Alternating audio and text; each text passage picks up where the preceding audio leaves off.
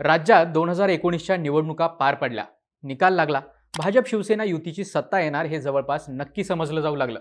पण संजय राऊत यांनी शरद पवारांच्या गाडीतून प्रवास केला आणि समीकरणं फिरली. महाराष्ट्राच्या राजकारणात बसलेल्या भूकंपांचा केंद्रबिंदू आजही तो प्रवास समजला जातो. आता कट टू 2024च्या लोकसभा निवडणुका आधींची परिस्थिती. जागा वाटप, युती आघाडी हे सगळे चर्चेतले विषय. पण त्याआधीच एक प्रवास घडल्याची बातमी आली, एक भेट घडल्याची बातमी आली आणि एका आमदारानं थेट दावाही केला. मग राज्याच्या राजकारणाच्या चर्चेत आला एक नवा भूकंप.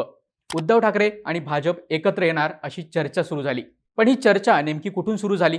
या चर्चांमागचं कारण काय? आणि ठाकरेंना भाजपची आणि भाजपला ठाकरेंची गरज का लागू शकते? पाहूयात या व्हिडिओतून. नमस्कार, मी निखिल आणि तुम्ही पाहताय बोल व्हिडिओ. आपला सगळ्यात पहिला मुद्दा म्हणजे चर्चा सुरू कशा झाल्या. तर पहिल्यांदा चर्चेत आली एक गॅरंटी. वंचित बहुजन आघाडीचे सर्वेसर्वा प्रकाश आंबेडकर यांनी महाविकास आघाडीत सहभागी होण्यासाठी एक अट ठेवली आहे. लोकसभा निवडणूक जिंकल्यावर काँग्रेस, उद्धव ठाकरे गट आणि शरद पवार गटातील कोणताही खासदार भाजपमध्ये सहभागी होणार नाही अशी गॅरंटी सगळ्या उमेदवारांकडून लिहून घेण्यात यावी. या गॅरंटीच्या मुद्द्यावरून संभ्रमाचं वातावरण तयार झालं. मग आली एक प्रवासाची बातमी.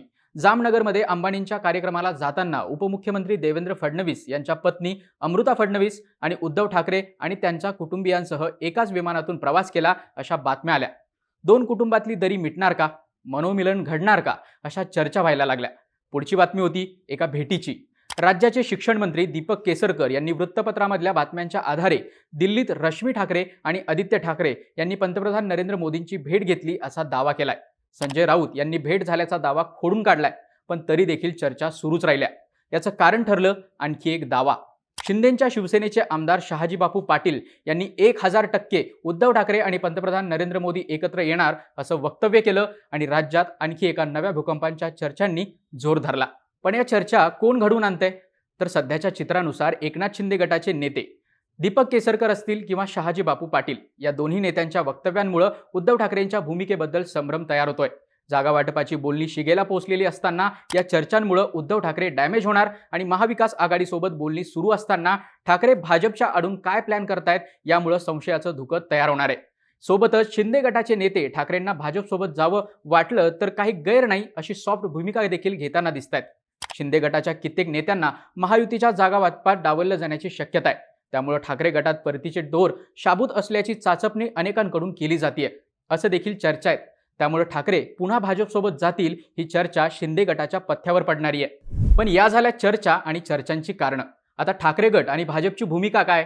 तर संजय राऊत यांनी आम्ही कुणाला भेटलो नाही आणि भेटणारही नाही असं म्हणत चर्चा धुडकावून लावल्यात. तर भाजपच्या बाजूनं बघायचं झालं तर देवेंद्र फडणवीस यांनी मागच्या काही दिवसात ठाकरेंसोबत पुन्हा युती नाही असं वक्तव्य दोनदा केलंय. तर अमित शहा यांनी आपल्या जळगाव आणि छत्रपती संभाजीनगरच्या सभेत उद्धव ठाकरेंना जाहीरपणे टार्गेट करत त्यांना आदित्य ठाकरेंना मुख्यमंत्री बनवायचंय अशी टीका केली.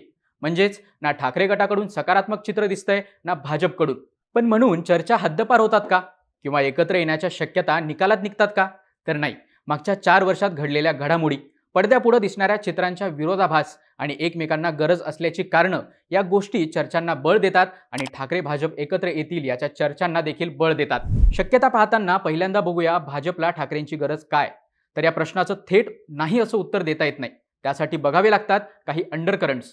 ठाकरेंच्या ऐवजी एकनाथ शिंदेंना आणि पर्यायानं शिवसेनेला जोडून घेत भाजपनं आपल्यासोबत महाराष्ट्रातला स्ट्रॉंग प्रादेशिक पक्ष घेतलेला आहे. मुंबईच्या आजूबाजूला जिथं शिवसेना कायम प्लसमध्ये असायची अशा ठाणे, कल्याण, डोंबिवली या मतदारसंघात देखील भाजपनं ग्राउंड आखायला सुरुवात केली आहे. पश्चिम महाराष्ट्र अजित पवारांच्या येण्यानं सिक्युअर झाला आणि जिथं भाजप शिवसेनेसोबत निम्म्या जागांवर वाटाघाटी करत होतं तिथं शिवसेना आणि राष्ट्रवादी काँग्रेस हे पक्ष सोबत घेऊन देखील भाजप अधिकच्या जागांवर लढत आहे. पण तरीही भाजप सगळ्याच ठिकाणी सेफ आहे का? तर असं नाही आहे. मुख्य समस्या आहे ते मुंबई आणि कोकणची. सध्या चर्चेत असलेल्या बातम्यांनुसार भाजप मुंबईतल्या 6 पैकी 5 जागांसाठी आग्रही आहे. बंड, फूट आणि नाव चिन्ह गेल्यानंतर देखील मुंबईत उद्धव ठाकरे आपली ताकद राखून आहेत. सहानुभूती, पक्षाचं केडर यामुळे मुंबईत उद्धव ठाकरे विरुद्ध एकनाथ शिंदे असा सामना झाला तर ठाकरेंचं पारडं जड समजलं जातंय. अजित पवार गटाची मुंबईत म्हणावी तशी ताकद नाहीये. त्यामुळे भाजपला मुंबईत वाटाघाटी करायच्या असतील तर ठाकरे गटाकडून सॉफ्ट सिग्नल फायद्याचा ठरतो. दुसऱ्या बाजूला बंड आणि कारवाई झाल्यानंतरही कोकणातूनही ठाकरे प्लसमध्ये असल्याची चर्चा आहे. कोकणातील रायगडची जागा अजित पवार गटाकडे जाण्याची शक्यता आहे आणि रत्नागिरी सिंधुदुर्गच्या जागेसाठी शिंदे गट आग्रही आहे. अशा वेळी कोकणात समीकरणं पक्की करताना ठाकरेंची बेरीज कुठेतरी पथ्यावर पडते असं म्हणायला वाव राहतो.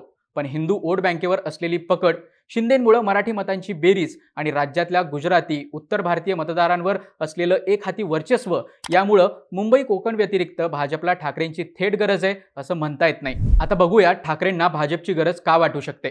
तर उद्धव ठाकरे गटासाठी ही निवडणूक म्हणजे अस्तित्वाची लढाई आहे, पण स्वतःचं अस्तित्व टिकवण्यासोबतच त्यांना शिंदेंना बॅकफूटवर ढकलणं जास्त महत्त्वाचं आहे. ठाकरे गटाचं मुख्य लक्ष असेल कल्याण, डोंबिवली आणि ठाणे या जागा. मंगळवारी रश्मी ठाकरे, आदित्य ठाकरे आणि नरेंद्र मोदी भेट झाल्याची बातमी आली.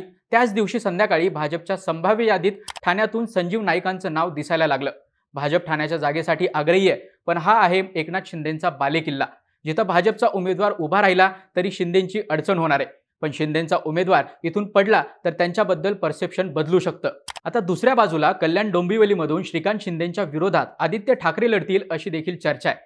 इथं भाजप विरुद्ध शिंदे गट हा वाद महाराष्ट्रानं पाहिलाय. जर ठाणे आणि कल्याण डोंबिवलीमध्ये ठाकरे गटाला भाजपकडून पास मिळाला, शिंदेंना अडचणीत आणता आलं तर ठाकरे गटासाठी मोठा विजय असेल आणि शिंदेंची बार्गेनिंग पॉवर कमी झाल्याचं भाजपसाठी देखील विन विन सिच्युएशन असेल. ठाकरेंना भाजपची गरज वाटण्याचं दुसरं कारण म्हणजे मुंबई महानगरपालिका. उद्धव ठाकरेंची सगळी ताकद मुंबई महापालिकेमध्ये एकवटलेली असल्याची, आर्थिक रसदीचं मुख्य ठिकाण असल्याची चर्चा कायम होत असते. आघाडी सरकार सत्तेत आल्यापासूनच भाजपनं मुंबई महापालिकेवर ठाकरेंवर आरोप सत्र सुरूच ठेवलंय. लोकसभेनंतर महापालिका निवडणुका होण्याची दाट शक्यता आहे, त्यामुळे तडजोड होणारच असेल तर ती मुंबई महापालिका ठाकरेंना सोडणं या प्रमुख मुद्द्यावर होऊ शकते असं सांगितलं जातंय. जर ठाकरे आणि भाजप यांचं एकत्र यायचं ठरलं तर मुहूर्त कधीचा असेल?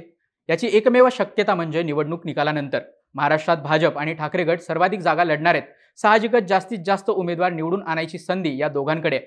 भाजपला केंद्रातली बेरीज जुळवताना अडचणी आल्या तर महाराष्ट्रातून पहिली हाक ठाकरेंना मारता येणं सोपं आहे. ठाकरेंसाठी देखील केंद्रातला पाठिंबा राज्यातल्या अडचणी कमी करू शकतो. असंच काहीसं चित्र विधानसभेच्या निकालानंतर देखील दिसून येऊ शकतं. आता निकालानंतरचं हे समीकरण जुळवायचं असेल तर भाजप ठाकरे गटाला पूल आत्तापासून कायम ठेवणं गरजेचं आहे. त्याचीच चाचपणी दोन्ही बाजूंनी केली जाते का, अशा शंका सध्याच्या बातम्या आणि दावे प्रतिदावे यामुळे उपस्थित होत आहेत. पण समजा निवडणुकीनंतर ठाकरे आणि भाजप हे समीकरण जुळून आलंच तर आता दोघांकडे होणारं डॅमेज जास्त आहे. भाजपनं ठाकरेंना सोबत घेतलं तर शिंदेंना वापरल्याचा शिक्का बसणार आहे. नाव, चिन्ह, पक्ष या सगळा खटाटोप बुमरँग ठरणार आहे. अजित पवार गटही कात्रीत सापडणार, ज्यामुळे देशभरात भाजपबद्दलचं नरेटिव्ह बदलू शकतं. ठाकरे भाजपसोबत गेले तर 2019ला काँग्रेस राष्ट्रवादीसोबत आणि आता भाजपसोबत गेल्यानं मिंधेपणाचा शिक्का ठाकरे गटावर बसू शकतो. आता साहजिकच या संभाव्य राड्यामुळे ठाकरे आणि भाजप एकत्र येण्याच्या संभाव्य शक्यता देखील धूसर होतात, पण त्या पूर्णपणे नाकारता येत नाहीत. ही लोकसभेची लढाई म्हणजे भाजपसाठी कमाल वर्चस्वाची आहे आणि ठाकरेंसाठी किमान अस्तित्वाची. त्यामुळे दरवाजे बंद झाल्याचं कितीही म्हणलं तरी खिडक्या उघड्या असण्याची चर्चा होत राहणार, एवढं मात्र नक्की आहे. तुम्हाला काय वाटतं? ठाकरे आणि भाजप खरंच एकत्र येतील का, की या फक्त चर्चाच ठरतील? तुमचं मत कमेंट करून सांगा आणि राजकीय घडामोडी विस्तारानं जाणून घेण्यासाठी बोल व्हिडिओच्या YouTube चॅनलला सबस्क्राईब करायला विसरू नका.